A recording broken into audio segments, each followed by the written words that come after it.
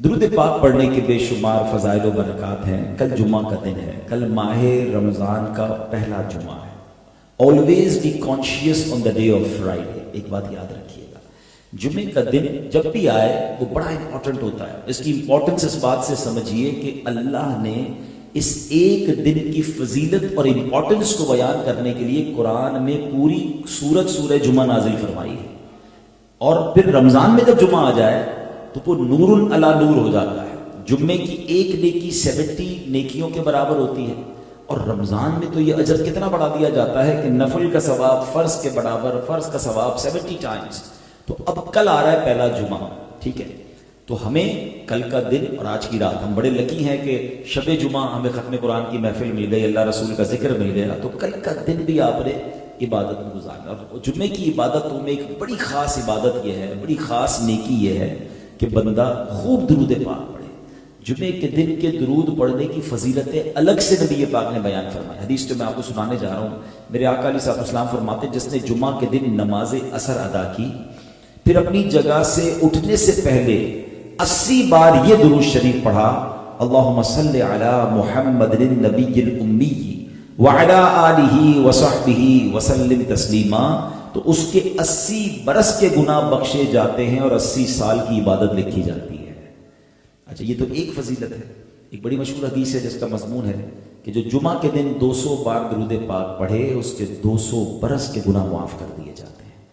تو پلیز رمضان میں جتنا ہو سکے نیکیاں کمائیے۔ آج کل یہاں کاروباری لوگ بیٹھے ہیں، ماشاءاللہ، خود اشفاق بھائی فائنانس سے تعلق رکھتے ہیں، چارٹرڈ اکاؤنٹنگ سے تعلق رکھتے ہیں، آپ لوگ حساب کتاب والے لوگ ہیں، تو حساب کتاب والے لوگ ایک چیز بڑی غور کر رہے ہوتے ہیں کہ بھائی کون سا ٹائم صحیح انویسٹمنٹ کا ہے، کون سا ٹائم زیادہ پروفٹ کا ہے۔ ان دنوں میں جناب یہ ہمیں ریلیف ملا ہوا ہے، ان دنوں میں یہ جناب اسکیم ہے، آفر ہے۔ ہم دنیا بھر میں دیکھ رہے ہوتے ہیں کہ آفرز لگائی جاتی ہیں، ڈسکاؤنٹس دیے جاتے ہیں۔ آپ کو پتہ ہے رمضان میں کیسی آفر لگی ہوئی ہے؟ اگر یہ سمجھ آ جائے نا، اللہ اکبر، یہ سیزن ہے اس وقت، مگر یہ سیزن نیکیاں کمانے کا ہے، یہ سیزن اللہ کو راضی کرنے کا ہے۔ میں اور آپ 11 مہینے عبادت کر کے وہ نیکیاں نہیں کما سکتے جو ہم ایک رمضان میں کر سکتے، اور یہی نبی پاک نے انڈرسٹینڈ کروانے کی کوشش کی۔ پیارے آقا علیہ الصلوۃ والسلام کی ایک حدیث ہے، آپ فرماتے ہیں اگر میری امت کو پتہ ہوتا رمضان کیا ہے، وہ تمنا کرتے کہ سارا سال ہی رمضان۔ ایک جگہ میرے آقا علیہ الصلوۃ والسلام فرماتے ہیں جس کا مضمون ہے کہ 11 مہینے تمہارے ہیں، اللہ نے ایک مہینہ اپنے لیے خاص کر لیا ہے۔ 11 مہینے تم کھاؤ پیو لذت اٹھاؤ، مگر رمضان اللہ کا مہینہ ہے، رمضان کے معاملے میں اللہ سے ڈرو۔ What is the meaning of ڈرو؟ کیوں؟ کیونکہ رمضان میں کہیں اللہ کی نافرمانی نہ ہو جائے۔ سرکار دو عالم صلی اللہ علیہ وسلم کا رمضان میں بی بی عائشہ فرماتی ہے رنگ مبارک تبدیل ہو جاتا تھا، متغیر، چینج ہو جاتا تھا، خوف خدا چہرے سے طاری ہوتا تھا۔ بھائی یہ تو رحمت کا مہینہ ہے۔ تو بتایا کہ اس لیے کہ نبی پاک کو یہ خوف لاحق ہوتا تھا کہ اس مہینے میں جو حق کے بندگی ہے کہیں اس کو ادا کرنے میں کوئی کوتاہی نہ ہو جائے۔ نبی پاک کمر بستہ ہو جاتے عبادت کے لیے، بستر پر کم آتے تھے، گر گڑا کر دعائیں مانگتے تھے۔ روز جبریل امین آتے تھے اور نبی پاک کے ساتھ قرآن کا دور فرماتے تھے، نبی پاک سخاوت فرماتے تھے۔ یہ 4-5 کام یاد کر لیں جو پیارے آقا نے رمضان کیسے گزارا، تو یہ 5 چیزیں ہمیں یاد ہونی چاہیے کہ نوافل کی کثرت تھی، دعاؤں کی کثرت تھی، سخاوت تھی، اور پیارے آقا علیہ السلام جو ہے ان دنوں میں خوب نوافل پڑھتے تھے، تلاوت قرآن کثرت سے کرتے تھے۔ 4-5 کام ہم بھی اپنی شیڈول میں بنائیں۔ اور پھر سب سے مین چیز جو ہے جو میں اپنے بیان سے شروع میں کرنا چاہ رہا تھا، بات وہیں چلی گئی کہ ایک فارمولہ یاد کر لیں۔ جب بھی دن، مہینہ، وقت یا مقام، پلیس اور ٹائم اگر مقدس ہوگا نا، سیکرڈ ہوگا، تو اس وقت یا اس مقام پر جا کر اللہ کی نافرمانی کی پنشمنٹ بھی زیادہ ہوگی۔ اس کو بہت آسانی سے کام کو سمجھا دیتا ہوں۔ مثال کے طور پر روڈ پہ گناہ کر رہا ہے، غلط ہے، مگر مسجد کے اندر آ کر وہی گناہ کرے تو آپ کیا کہیں گے؟ خدا کا خوف کرو، اللہ کے گھر میں ہو، ٹھیک ہے نا؟ کوئی پاکستان میں غلط کام کرے، اس کا بیڈ تھنگ، مگر وہی مکے میں جا کے کرے تو سیویریٹی کیا ہو جاتی ہے کہ مکے میں 1 نیکی 1 لاکھ نیکی کے برابر، اور 1 گناہ 1 لاکھ گناہ کے برابر ہو جاتا ہے۔ تو ہمیں یہ غور کرنا ہے کہ جب مقام تبدیل ہوتا ہے، جب پلیس تبدیل ہوتی ہے اور مقدس ہوتی ہے، تو اس وقت اللہ کو ناراض کرنا یہ شدید عذاب کو دعوت دیتا ہے۔ بالکل اسی طرح ماہ رمضان، ذرا امیجن کریں کہ ماہ رمضان میں ہم پر مہربانی کتنی بڑی کی گئی ہے۔ اگر میں آپ سب سے سوال کروں کہ ہم سب کو بہکانے والا، گناہوں کی طرف لے جانے والا کون ہے، تو کون ہے؟ شیطان ہے نا۔ شیطان ہی بند کر دیا، یعنی چیلنج ہی ختم کر دیا نا۔ یعنی ہوتا دنیا میں کیا ہے؟ بڑا چیلنج، زیادہ انسینٹو۔ اگر آپ یہ ٹارگٹ اچیو کریں گے تو آپ کو جناب یہ فائدہ ہوگا۔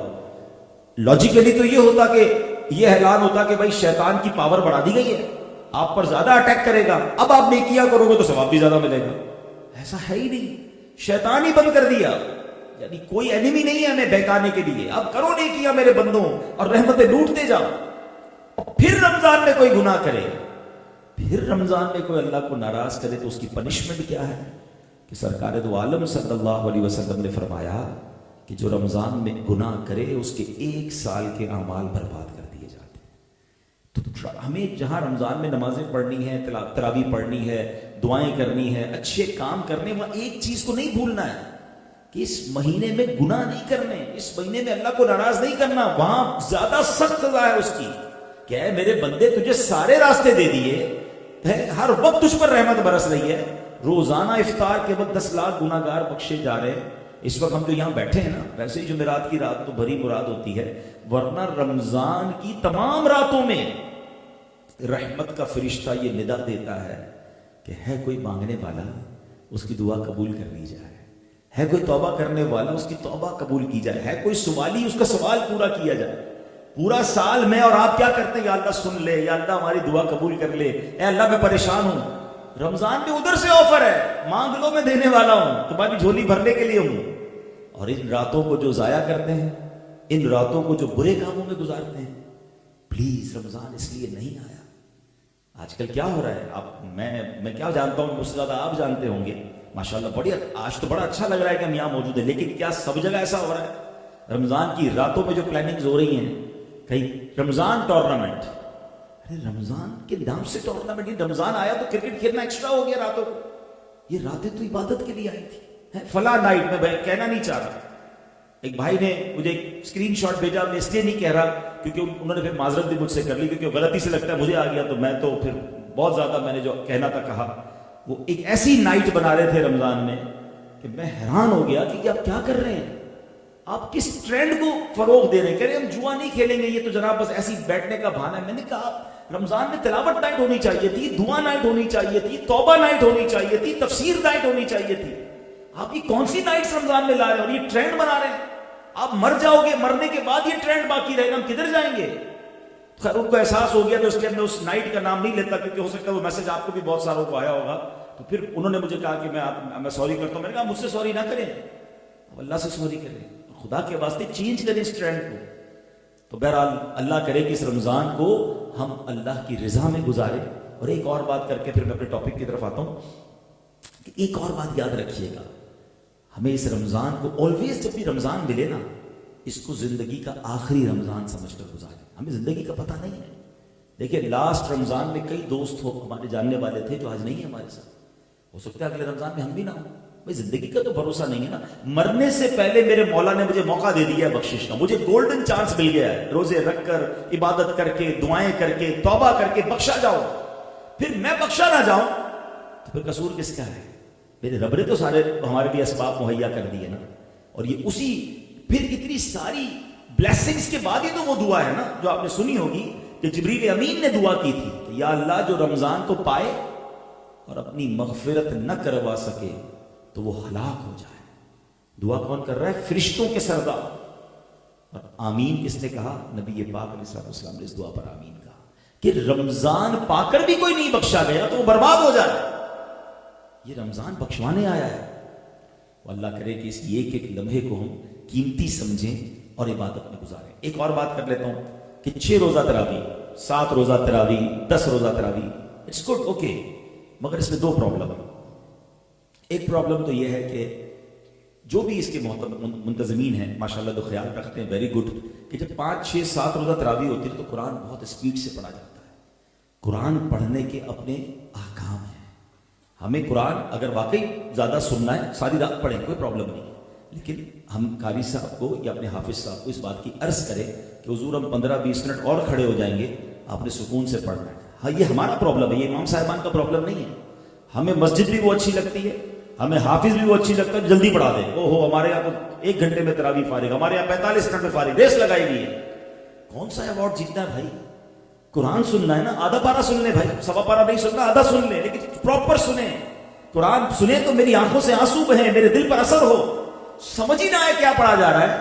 اور پھر جتنا زیادہ قرآن 5 روزہ 7 روزہ میں زیادہ پڑھا جاتا ہے تو بالکل ہونا چاہیے، اس میں کوئی پرابلم ہے، میں اس کو منع نہیں کر رہا، مگر اس میں پھر ٹائم لمٹ نہ رکھیں، پھر سکون سے پڑھیں، اللہ کا کلام کھو جائیں اس کے اندر۔ اور اس سے اچھی رات کون سی جو اللہ کی بارگاہ میں تلاوت سننے میں خرچ ہو جائے، نمبر 1۔